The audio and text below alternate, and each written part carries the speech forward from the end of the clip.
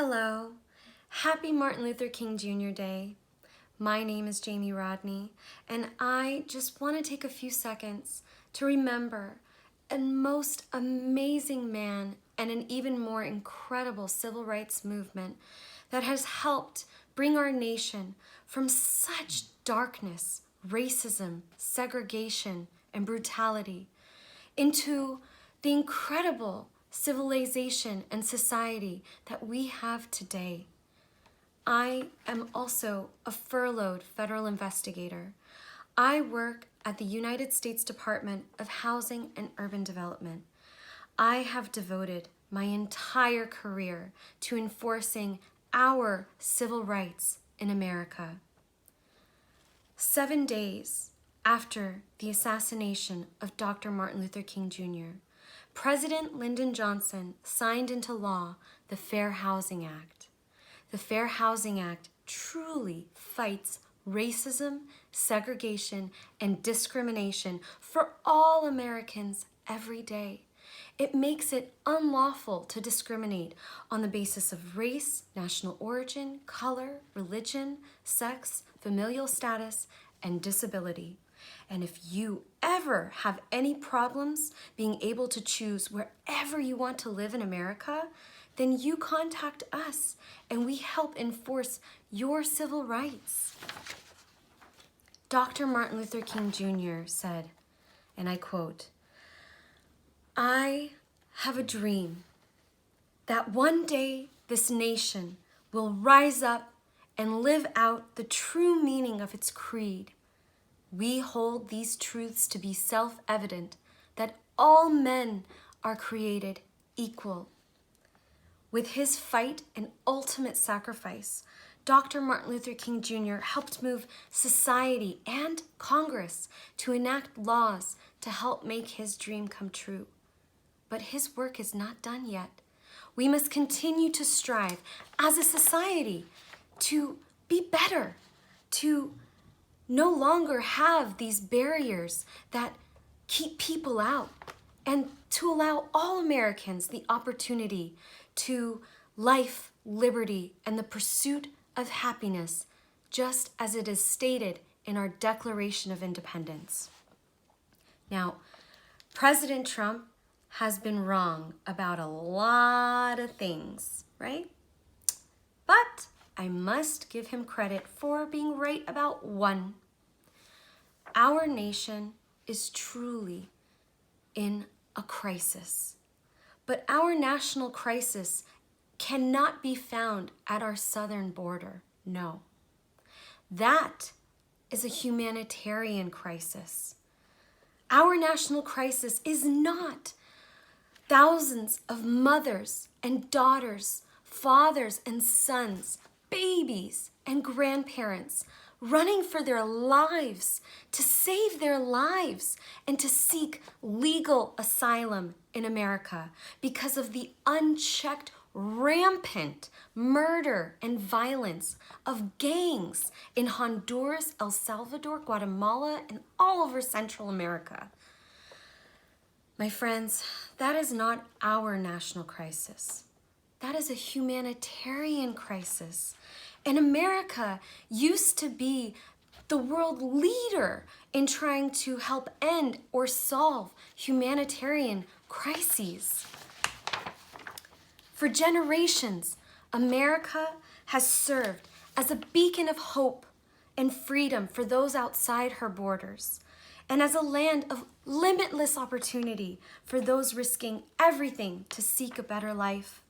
Just like my family and the families of almost all Americans whose families immigrated here to this great nation for a better life.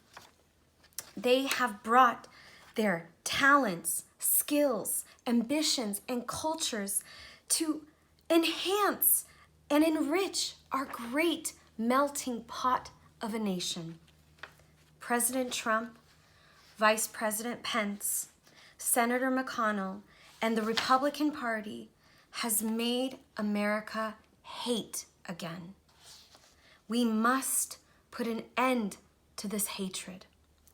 We must put an end to the unlawful and inhumane child separation, child prison camps, and this administration's obvious violations of both international and domestic immigration law.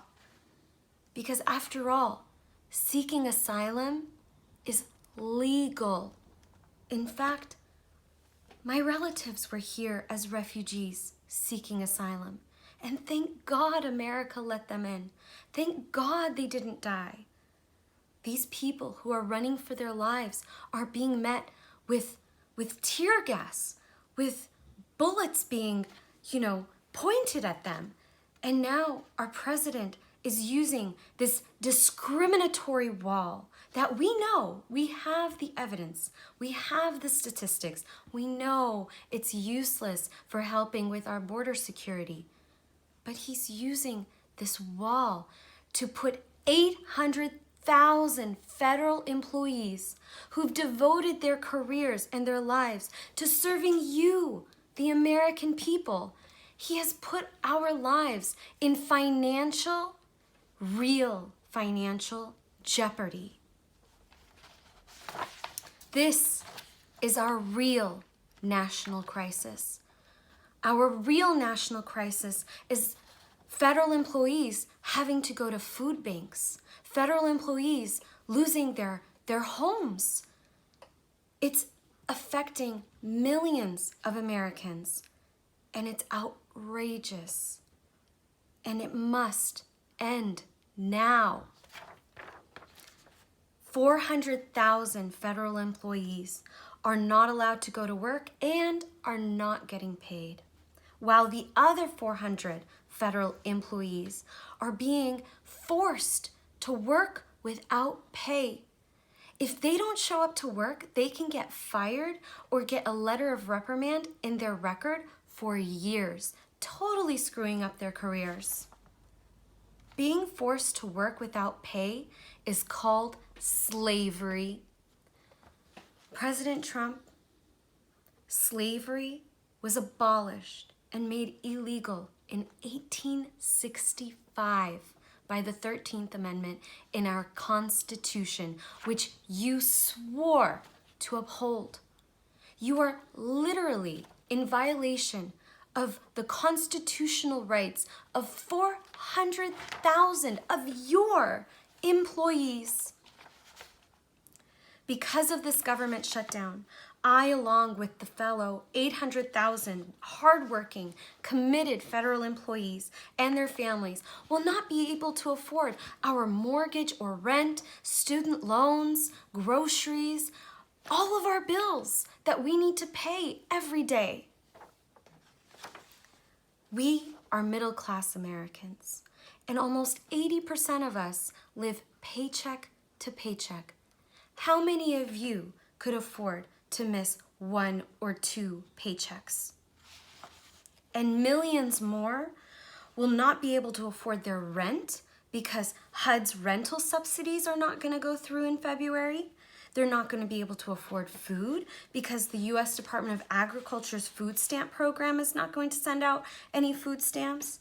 And they're not going to be able to afford their bills because they're not going to receive their Social Security benefits or veterans benefits. 250,000 veterans are federal employees, and they're not getting paid. They served our great nation. They fought for us, yet their country treats them like pawns while taking all of us hostage. We, the people, demand an end to this government shutdown. Please, end the shutdown now. Thank you.